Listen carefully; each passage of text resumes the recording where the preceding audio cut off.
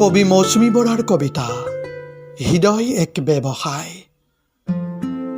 আবৃত্তি কৰিছোঁ মই ৰাতুল দাসে। বাটৰুৱা বেপাৰীজনক লগ পাই সুধিলোঁ, কি আনিছা ডাং পাচি ভৰাই? ভাৰ পাচিযোৰ কান্ধৰ পৰা নমাই তেওঁ ক'লে, পাচি ভৰাই আজি হৃদয় আনিছোঁ হাতলৈ বুলি।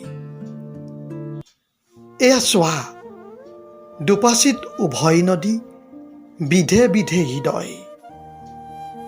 কোনোখন কোমল, কোনোখন কঠিন, কোনোখন দৰদী, কোনোখন আকৌ মায়াবী, কোনোখন আহত, কোনোখন ৰুক্ষ, কোনোখন ভঙা, কোনোখন অস্ত্ৰসজ্জিত, কোনোখন আকৌ চেকা লগা, কোনোখন বোকাৰে নিলিপ্ত, কোনোখন আকৌ পকা থেকেৰা, ৰসাল হৃদয় সেই প্ৰেম নিগৰা।